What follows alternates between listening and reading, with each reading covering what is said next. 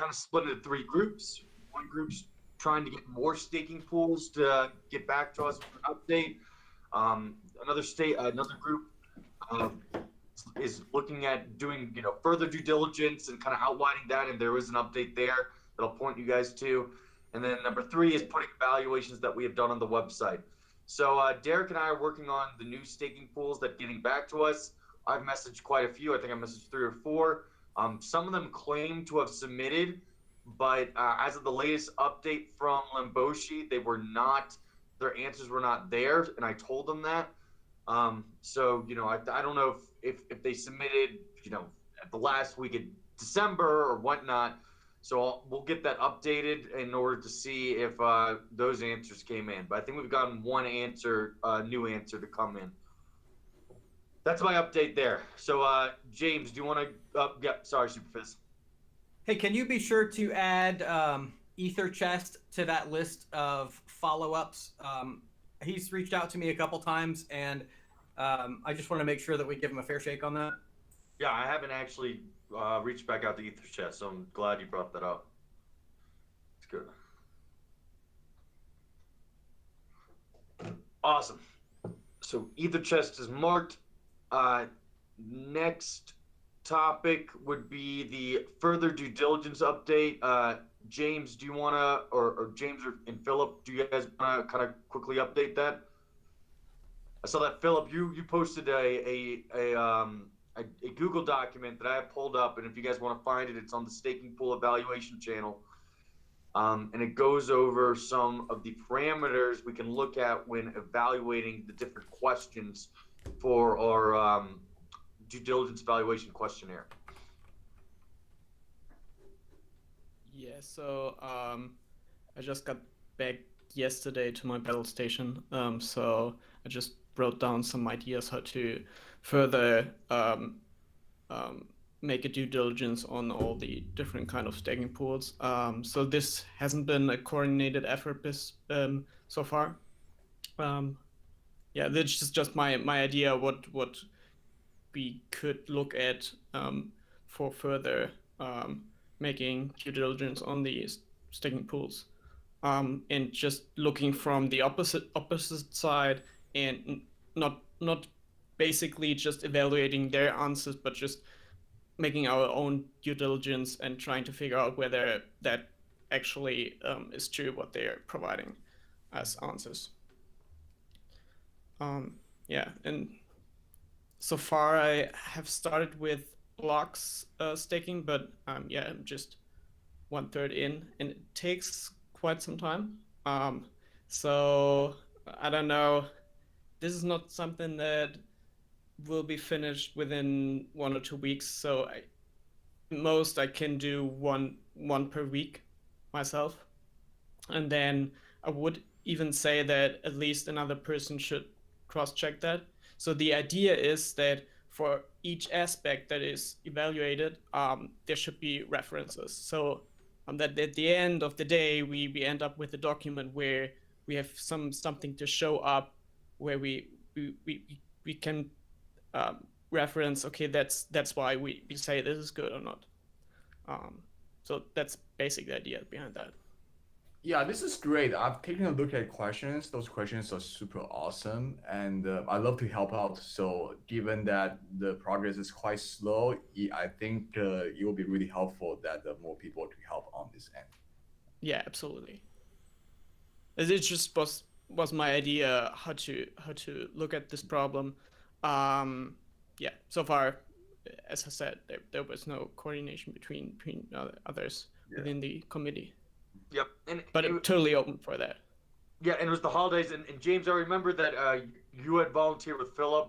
Are you still down to kind of go through that with Philip, Yep. or you guys tag team it? Yeah, absolutely. I can start to dedicate a lot more time to this. I was kind of off the grid over the holidays, so I haven't really done anything substantive since the last time we spoke. But I think Phil's made some great progress here. I don't disagree with anything he's put forward, and I think this is something that we can build on over time. And yeah, looking forward to digging into it. Awesome. So, do you guys want to move on to the next topic, or do you want to discuss some of the details of this technical due diligence report, especially the framework? One thing that I thought, I think does deserve discussion, whether it be like we love it or whether it be like, this is, we might want to change the coding, is the color code itself. And you can find that at the bottom of, I think it's page 2. Yeah, the bottom of page 2.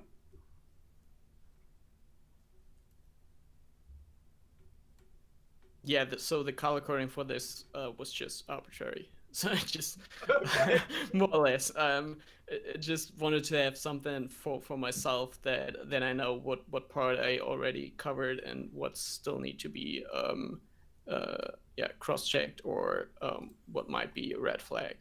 Yeah, Perfect. just there was nothing. There were no deep thoughts involved into the color code for that. Yeah, you weren't trying to like mesh it with the color code we've done for the Yeah, some sort, yeah. Yeah, that makes sense.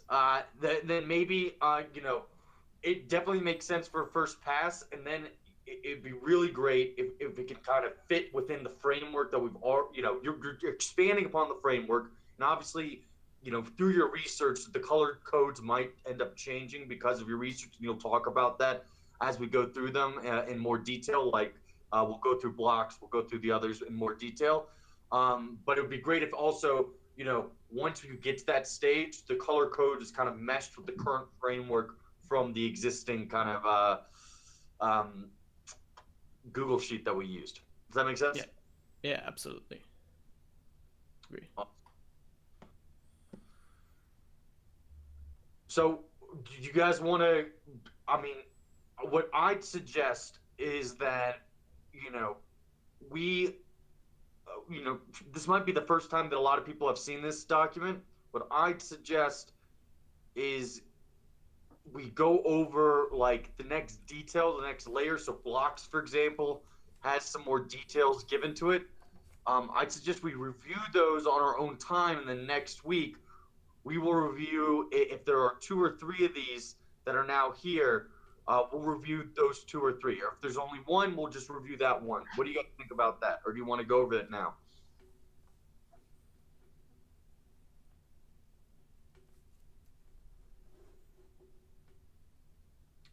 I'm taking silence as affirmation. All right. So for myself, I would rather discuss the specific for block staking or for a particular staking pool when the part is done, because this is just for block staking. This is work in progress, and it could talk about some points which came up, but that is I guess it's fair to say that we should get the whole picture before we start putting that into the other document. Phil, was there anything when you were going through block staking that you found particularly difficult to track down? Like just in terms of looking forward, are there items on this list that on your early experience you would say might take a bit longer than others? Yeah. So one point is that they're kind of pursuing this idea of having this decentralized staking pool with SSV, and they're kind of trying to start off with this remote signer setup and then go from there. I'm not quite sure because their documentation on the website is not really clear how the migration path looks like. And it's also not quite clear how their end solution looks like. I know that they had a talk, I guess, within the SSV group, but I need to review that. And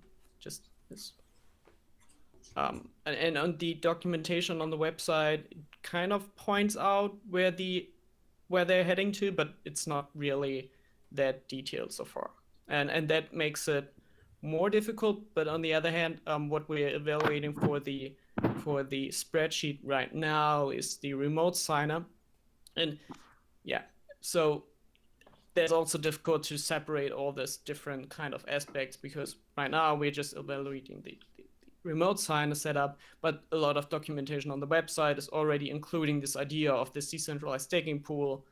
Yeah, and then gets a little bit messy there.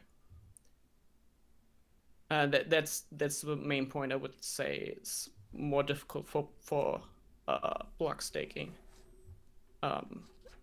Might be easier for others, but yeah, that's what and that's also why I stopped today doing that, because a lot of other family stuff came up and it just was distracted. Yeah, but that's my point. All right. Yeah, that makes complete sense.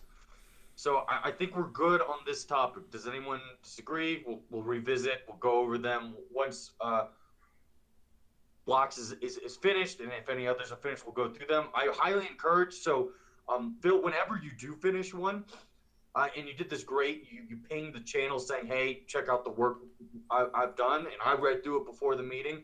And so you just feel free, if you want, tag everyone, because I think this is really important. It'll go a lot cleaner and more efficient if people read these documents before we actually discuss them in a meeting. So if you want to ping at everyone whenever you're finished with that, and so, prior to the next meeting, we'll read through it, and then we'll all be on the same page. I think that will be, really good for our process. Yeah, I totally agree. Yeah, makes sense. Awesome. So now, the last main topic is putting evaluations that we've done on the website. And Michael, I think you were going to give a quick update on that, right? Yeah, I guess I wanted to take a poll. I'm compiling the existing evaluations now for the site, and I should have that probably by the weekend, really. So I could probably present or demo something by next Wednesday's meeting, if that's fine by everybody. Cool. Awesome. How do we want to do? I did have one question. It's a little, to put it nicely, it's a little boring of a site because it's all like text-based. Do we want to have some sort of like introduction video in terms of introducing who we are as the EDDC, what our goals are, and just generally introducing the organization? Or do we think that's overkill for what this is?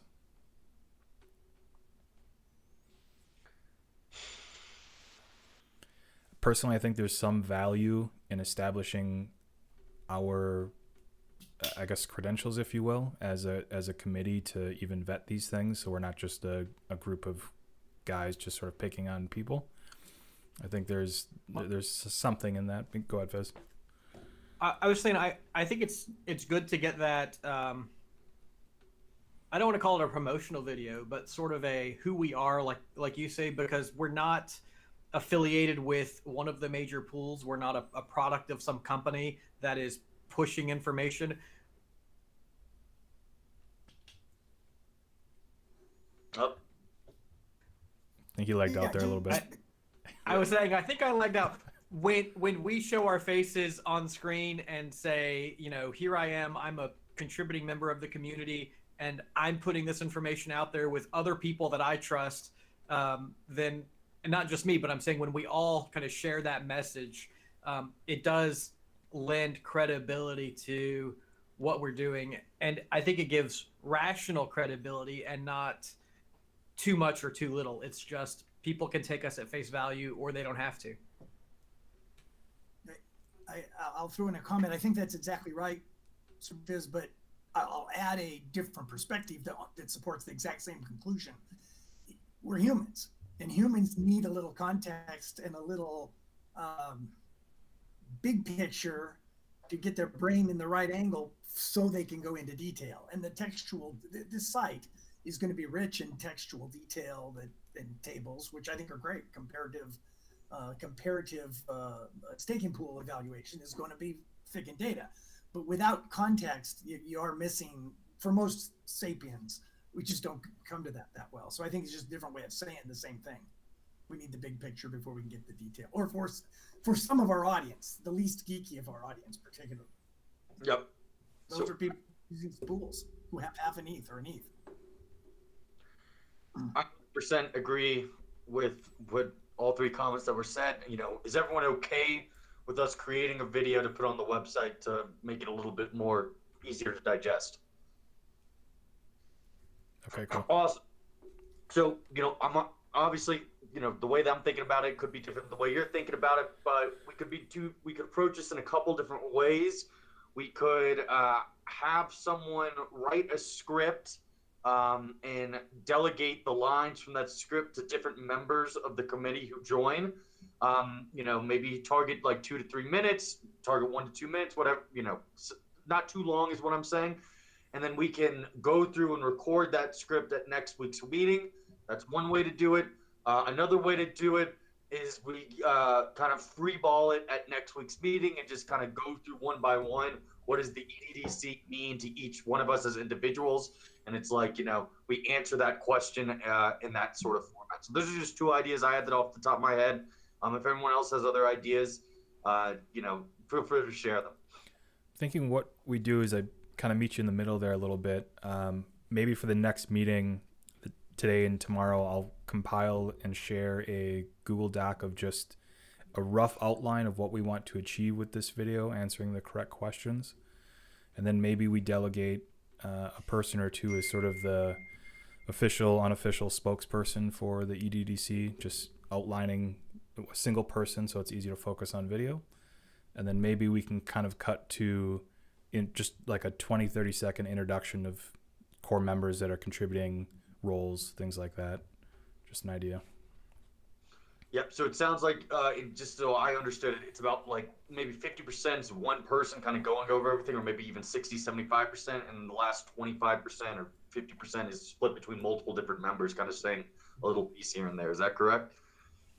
Yeah. That's how I would do it. Just kind of keep it simple, and that way there's less moving parts, coordinating people, and potentially going off the rails in terms of scope of script. Yep. Superfizz. I'm not opposed to Michael's idea, but I would like to offer a different perspective. That I did appreciate your second idea, which was the contributing members just go in a round robin and say, this is who I am, this is why I'm doing this. I do believe that Michael's might appear more polished, but if the ultimate goal is really to achieve buy-in, then I think that we'll have better buy-in by just doing a round robin. This is of people saying, this is why I'm contributing. So the question is, do we want polished product, or do we want intellectual and emotional buy-in? And that's the balance that I see. I'm fine with either, honestly. Other perspectives? Michael? Oh, I was just saying I'm fine with either. Whatever we decide with, I'm good with. I think we should definitely vote just real quickly here, just to figure out the sentiment between these two ideas. We've got one idea, which is, as Michael said, it's going to be probably about 75% of the video I would posit would be driven by one person. It would be probably a little bit cleaner because, switching between people might be difficult. And then the last 25% would be kind of individual members kind of giving their 2 cents here and there. And then we have Superfizz's idea, which is to do the round robin of saying, hey, this is who I am, this is why I'm here. And then maybe, this is what Eat Staker's about to me. Eat Due Diligence Committee is about to me. But that's what those are the two options. So, who is for the kind of round robin idea? Yeah, I could. All right. Yeah, we can do that. That's fine. This has to be consensus. It's okay if it's not consensus. It seemed, at least at the beginning, it was 4 people. Would you guys agree with that?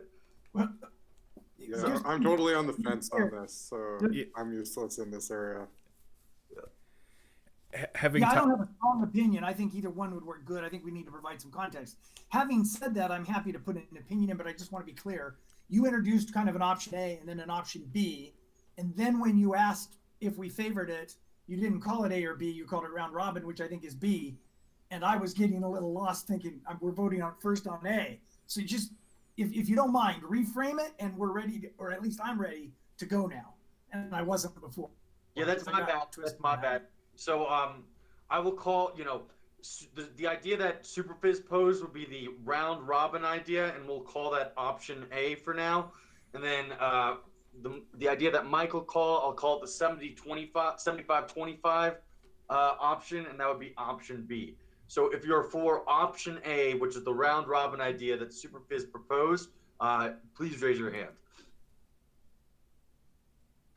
All right.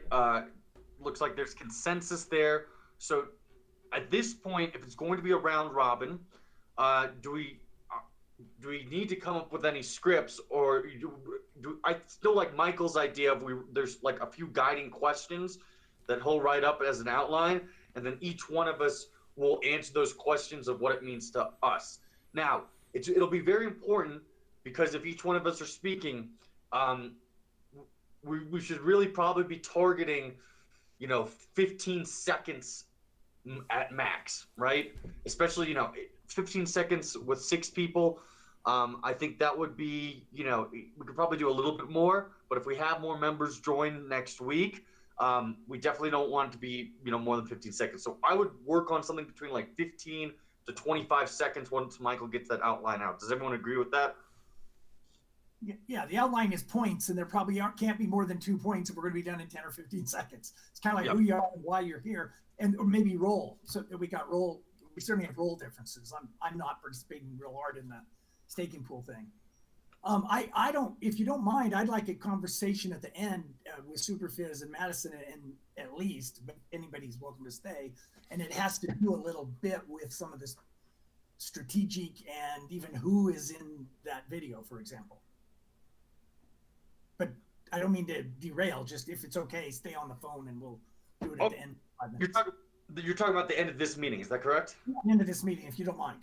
Oh yeah, absolutely. Don't mind at all. And that was actually, hey, Michael, is there anything else you want to discuss about putting evaluations or any other pieces on the website? Nope, that should do it. I'll get going on that outline, and we'll just go from there.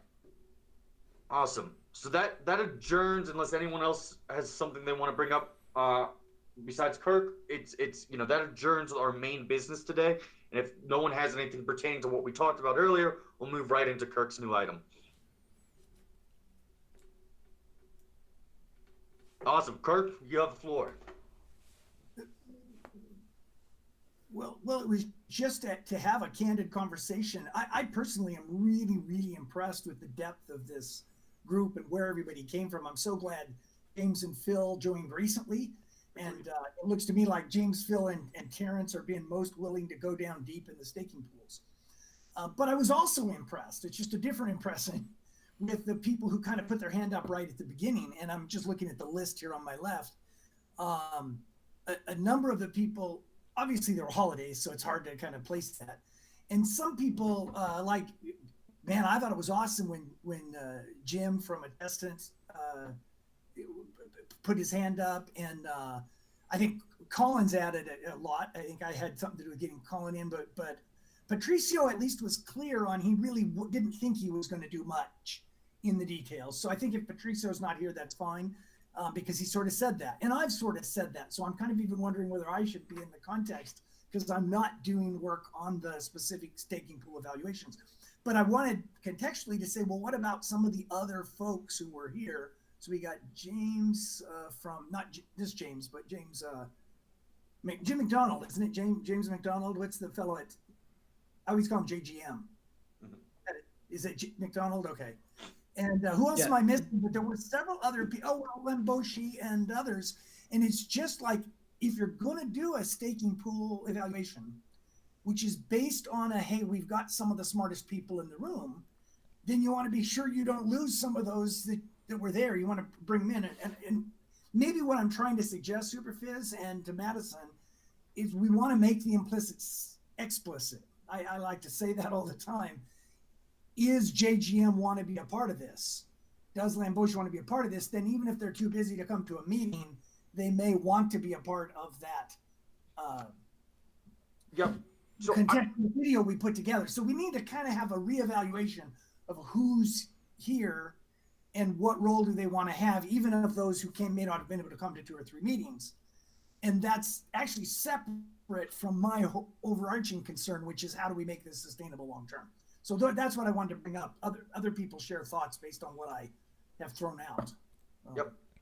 I briefly talked to Limboshi over the break. He did say that he had some like holiday things going on, but that he was going to join us starting in the new year. Obviously, he's not here right now. But you know, I'll reach out, and I'm sure Superfizz, you can also reach back out to him, and you know, to gauge, you know, what's the interest in kind of continuing on, or you know, contributing on a consistent basis. I think we should do the same as you said with Jim. And I just realized that Torsten, I didn't mention him. He was awesome. Who is this? Torsten. He was making awesome contributions right at the beginning and working really hard. And Derek made some pretty good, and I've talked to Derek privately. So it just, we need to think about that whole crowd. And it's okay if they said they're too busy. It's a volunteer gig. I get that. So not trying to ask anybody to do what they can't do, but trying to be aware. We as a committee ought to be explicit about it, is my argument. So I think the idea, the question is, do we have a formal list of community members, or are we kind of a rolling group of whoever shows up? And so personally, I definitely agree. I love so many of the interesting and intelligent people who have been here in the past, but it does appear to be a rolling thing. I would like to maybe find a way to maybe either find out what the scheduling conflicts are, or find out what we can do to help people feel more welcome. I know with Lamboshi, it's a time zone kind of thing, where it's still much of his sleeping time, but yeah, I would love for us to be almost a named formal group rather than a cycling through whoever shows up kind of thing.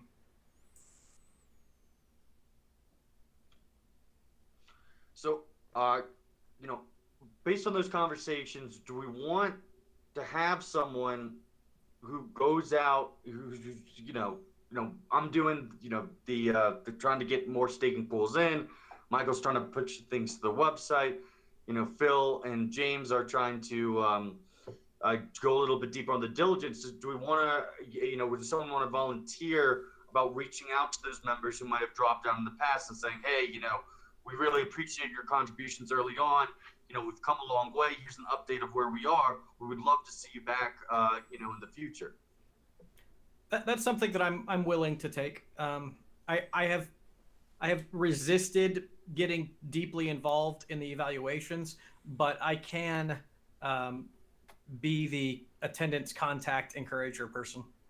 And I will help with that, Superfizz, so that you're both doing it. In other words, some of the people who contacted, like JGM, you were the primary contact. Several of these people were, but others were, I think I did call in and so on. So my point was I'm help to help and be an encourager to say things about what I thought about their contributions, because I think it's encouraging, but they kind of got to spend a few minutes looking at where we are to be able to be part of what we're thinking of doing next week. And I didn't want them to fall off the plate just because they're not here next week without some effort. And that's where I'm trying to come from. What I call make the implicit explicit. Don't just let it happen. Get it on the table. Yeah, I would also just add that we should probably start to put some thought into how we can be inclusive of people who may not be able to make this call, just being sort of a global community, and having sort of a fixed time call, like where it's already been mentioned that certain people struggle with time zones. And we don't want someone to drop off just because they happen to be in a time zone where like this all hands on deck call doesn't work for them. And so, you know, there might be ways for them to work one-on-one with members who are on the call and still make meaningful contributions throughout the week. And so I think we should just keep putting some thought into that rather than being too fixated on this call as such. Yeah, I completely agree. And, you know, if everyone's okay with it, Superfizz and Kirk, when you reach out to those members individually, you can bring up that exact point that James made and said, hey, you know, if we can't find a better time for the call and for you to make it, we'd love that, but we completely understand if you can't do the call. What about like a 30-minute or a 15-minute catch-up every week with one of our existing members in order to kind of get you up to speed and also you can be joining on and doing kind of the working group kind of things like further due diligence, reaching out to new staking pools, and helping Michael put things on the website. What do you think about that? Yep. Yeah, makes good sense. Awesome. Kirk, is there anything else you want to say on this topic?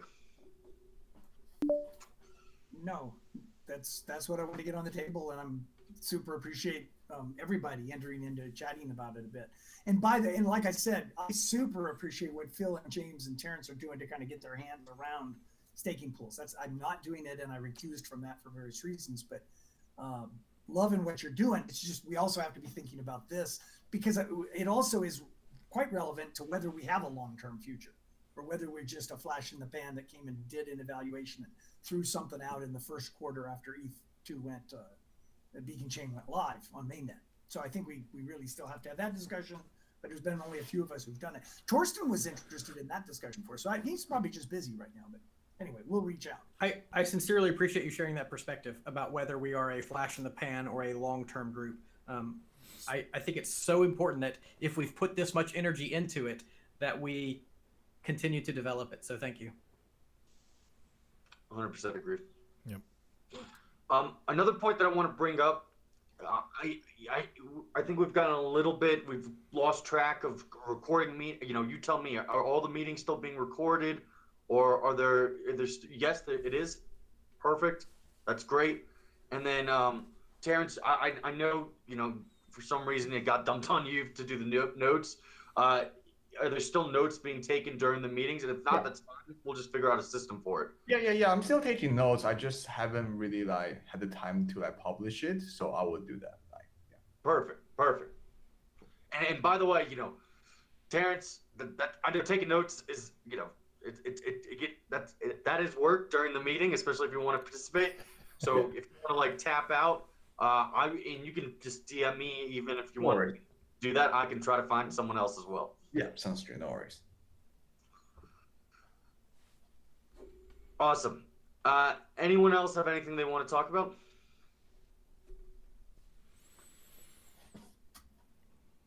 Awesome. Well, thanks for coming, guys. Happy New Year. Looking forward to the next one. All right. Happy New Year.